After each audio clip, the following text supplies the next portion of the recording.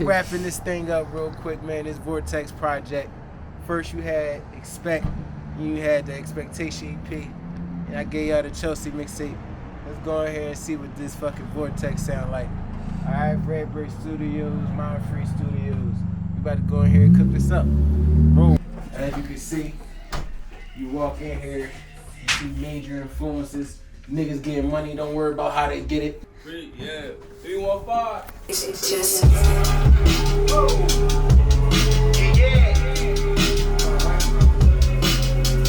on the wall and shit. Look at the wall. This is the wall we made. Don't know what I'm saying. Have to say my name, right? Put yours up here, I'm down there. Put it out in that way like that shit that D on way J, I suppose. Man, I'm gonna have to take y'all all the way back. Alright, I was 8 years old. I actually got a song on the Chelsea mixtape called Do Rap Need Me or What, where in the second verse I mentioned how I was sitting, I wanted to rap looking at Biggie. I wanted to get my mom out the project like how he was rapping about. But to get a little more in depth with it, I wasn't like no straight A student in school and shit like that, but I could fuck with words. I was good with like any type of art form, things drawing, painting, words, poetry, whatever. So when I heard what Biggie was doing, I was just listening to the vocabulary he was using. I'm like, I can do that. That's what I was saying. And voila, here we are today. After that point of inspiration, I was in South Philly. That's where I'm from originally. I moved to Frankfurt, Cottage Street, and that's where I kind of like I was molded. The experiences out there. I had a big cousin that lived next door, and he rapped, and him and his homie would go back and forth. I would watch them for hours and shit. And that's where I got molded, and I started battling people in school.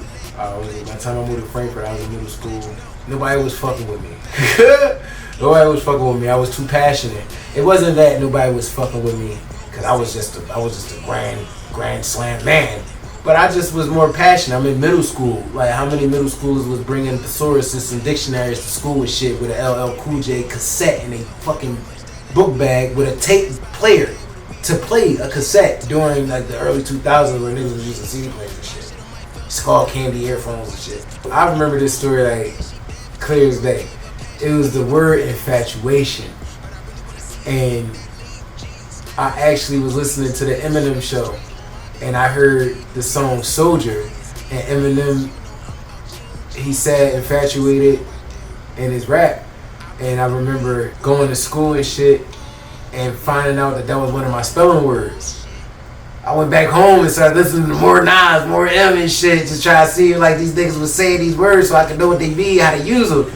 So I aced that fucking spelling test. Nowadays I know, that's not like a big deal to popular opinion. But I'm from an era where it was a huge deal. After that experience, I started to get into buying my beats. My first beat, I bought from my homie Gritty. I was taking my craft serious. So I actually shouted Gritty out on my song Grittier for my Expectation EP on all platforms. I remember that clear.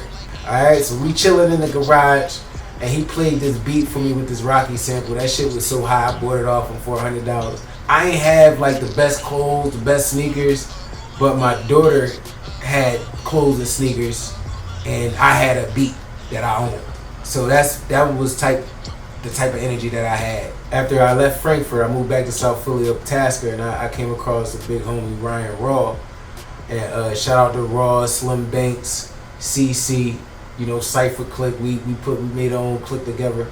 And dealing with Raw, I actually took my shit serious. I bought a beat off of him, and he ended up not charging me no more after he seen how serious I was. Got a lot of music with him. At that time, I was getting into like song writing, and at these moments. At this moment, I was really going through some shit. Like, I was like dealing with like my family not reaching out to me. I was fucked up, homeless in the snow, fucking sleeping in the back of the U-Haul truck, trying to figure out like why the fuck this shit happening to me the way it is. I started fucking with Raw. He took me in and we just was making music ever since then. Then after I left there, you know, I eventually came to the Q's, and now I'm here. You know, I came a long way. Everything that happened to me definitely made me, for sure. That's what made me. That's what make my music.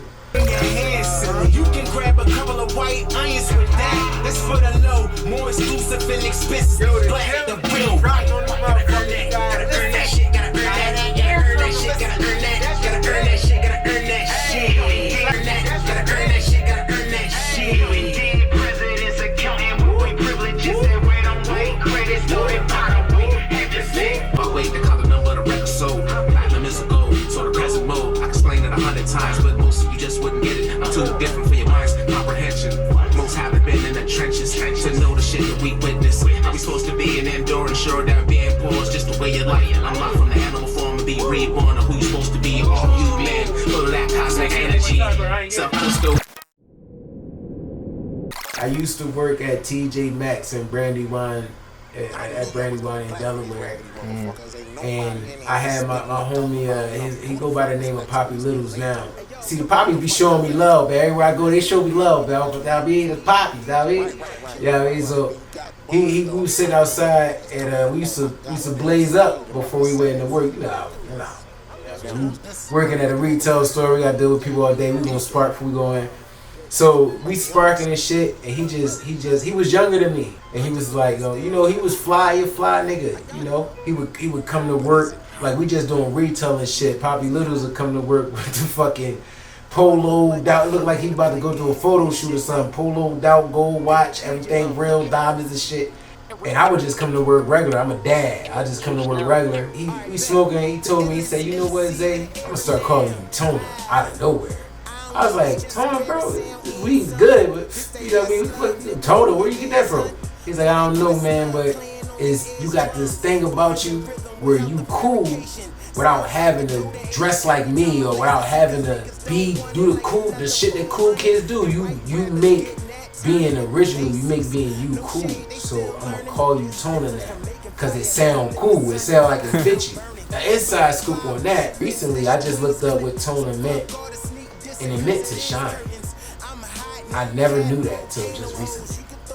And I think that's dope. I wasn't supposed to know it. I had to chill, you know, because it was wintertime. That mean chill. It mean chill the fuck out like the snow. Yeah. You know what I mean? That's what it means. But now the weather getting nice. You see, I got a hoodie on without a hoodie underneath it. You know, Syracuse winter, I still ain't used to this motherfucker. This is going to be my third winter. You feel what I'm saying? And you know, you gotta go outside with 2 hoodies on, 3 hoodies. You gotta put all 3 hoods on. So you gotta make sure the hoodies gotta be different sizes. Cause if you put 2 XL hoodies on, each hoodie is gonna make the first one smaller. So you're gonna be hot. You know what I mean? So it's so complicated. There's a science. There's a science to it. You really gotta know what you're doing. This song was just for fun. It's Calendar Girl. This song was just for fun. And I was sleeping on it until my shorty said she liked it. And, you know, like, let's just keep it funky, man. I'm blunt. You're gonna need a female fan base to pop. I don't give a fuck who you are, what you look like, you know what I mean? You gonna need that female fan base to pop. They say your shit corny. Look, your shit corny. And if only niggas saying your shit hot, that ain't a good look. Verse 1. Nights out with herself, no friends, no man, just a fancy bottle and meal, expensive purse bag. You see when she tipped the waiter, she must be a nurse then, or maybe not. I'm not a doctor, but baby, she seem in pain a lot. I'm trying to lock the fucking summer down. I'm trying to lock the summer down like Kurt Angle with the ankle, nigga. I'm trying to lock that shit down like the ankle. Kurt, word to Kurt. All right, I'm ready for that second verse for sure. We definitely need something like this. Oh, calendar girl model, oh, dead calendar model girl. Them other niggas ain't a loss, you got it still. And you good, you smoking, no God is real. You don't wanna be just cute with pretty feet, cause talk is cheap, but the way you got them done, babe, kinda kill. Pharrell Williams. See, I'm from an era that y'all don't fucking know. Alright, I'm from the GOAT era. Alright, Pharrell inspired me. I was listening to some Pharrell type beats, and then I just turned on some fucking Neptune shit. And listen, when you dig through them crates, you always gonna come up. Listen, anybody young watching, you dig through the crates, man, fuck it. Anybody old just trying to rap that ain't got it yet. When you dig through the crates, alright, you gonna find some shit that's gonna inspire you always. Let's see what he do to it. Let's see what he do to it. I gave him the raw vocals. Woo! This is definitely liking this one a lot. Yeah, ha. Nights out with herself, no friends, no man. Just a fancy bottle of Yeah, that's milk, it, fancy man. purse bag. You see what she took away, she must be a nurse then. Maybe not. I'm not a doctor, but baby, she seem in pain a lot. You can see she had to lay the line one too many times. Stripped the steak left on the plate, man. You took the wine, shook her head, heard her waiter, damn that bitch is fine. She just hopped in the ride, dog, fucking cried. I was 17 when I first started recording. I was with Ryan Ross, Slim Banks, Casey Banks. It was in Philly, it was in Frankfurt somewhere, if I can remember. I do remember that I recorded this song called One Word. And you can probably find that shit on YouTube. It's called One Word. I think the YouTube page is Crown Sire 21 because my rap name was Crown Sire at the time. I had a couple rap names: King of Spade, Crown Sire. Instead of ZAE, it was SAI from Superior and Invincible. I tried to be like Nas, bad as shit. I tried to have 30 names. I recorded the song One Word. It had everybody in there like, this nigga only 17 and listen to the content, listen to what the fuck he talking about and his music. We just gotta keep this nigga under the wing because he definitely like take his crap serious.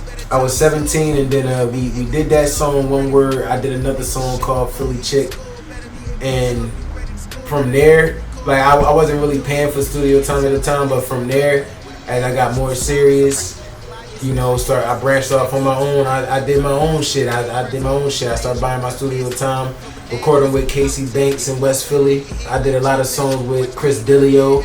You know what I mean? Shout out to Chris Dillio.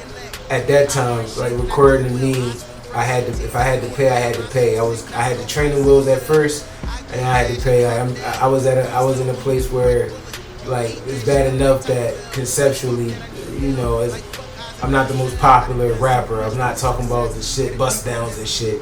So if I really want to get my shit, because you get shit recorded free, you gonna hear the difference. You gonna hear the difference. So I had to start paying. So yeah, 17 is when I started recording, and my early 20s is when I really started putting that bread up for it. And project called When Real Niggas Speak, when we was in high school, we recorded that in the basement. That wasn't like the official shit. But the songs, the bars was official, nigga. The bars was, we had it locked. But we just ain't we was using garage bands. Don't be talking shit either. I start somewhere, and that's kind of, I guess you could say that's really where I started. We're fucking with garage band. But we would go in his mom's basement. It was set up. We would mix ourselves. One time we was in a closet with it. Like we made the booth out of the closet. I'm in the motherfucking clothes room freestyling and shit, hater all in my face and shit. I don't care. I'm getting the bars off. So yeah, man, that was the beginning of me recording.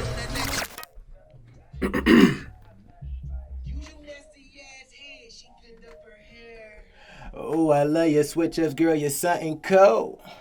Cold to hot when you throw that on there, you got them flavors. Boy, you got that plain chick, she ain't got no flavors. My woman, she hot. Chick. She ain't got no flavors. My woman, she hot.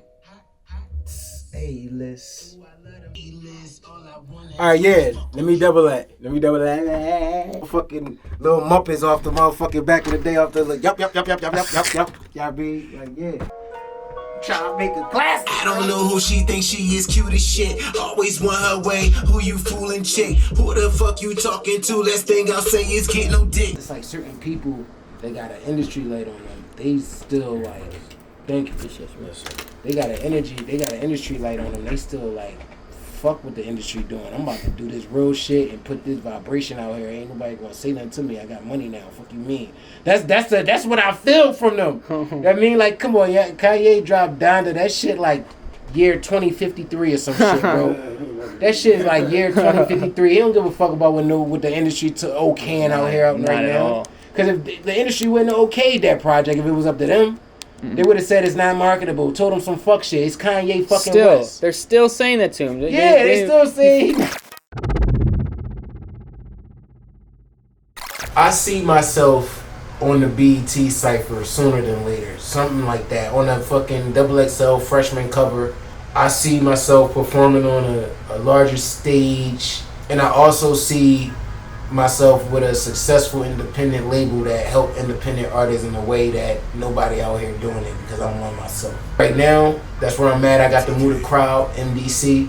Muda Crowd is like a platform where artists come, network, and work together. What comes with being on a platform is, you know, it's unlimited cover arts.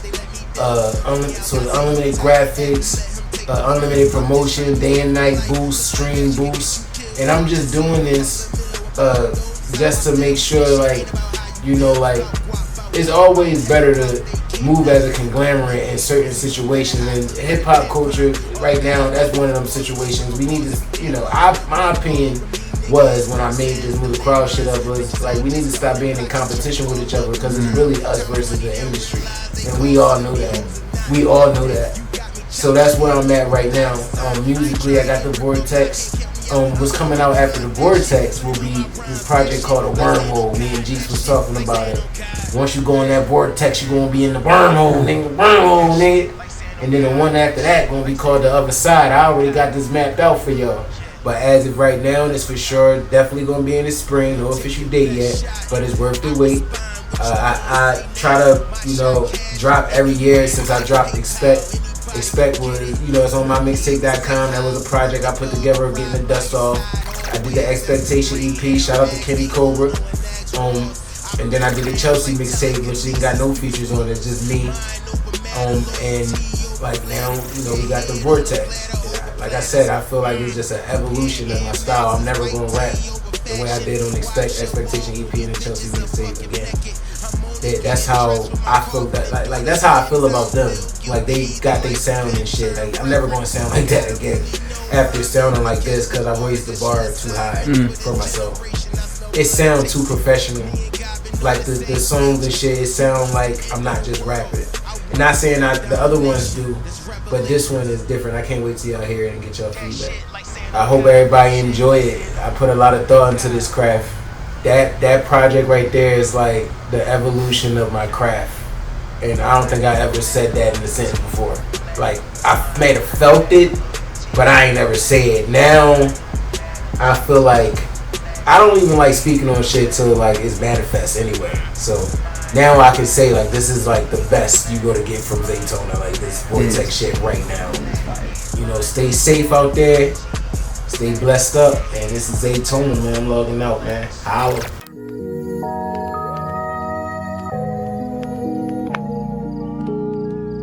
Good vibes, liquor, cups, weed, smoke, family, what? No, homie, you passed this up. Girl, your attitude whack as fuck. Good vibes only. I said good vibes, only. Good vibes, liquor, cups, weed, smoke, family, what? No, homie, you passed this up. Girl, your attitude whack as fuck. Good vibes only. I said good vibes. Yo, homie, throw that GBO. I said swag on the beam. Waking up next to the girl of your dream with a team of your nightmare. Stay woke, no hip.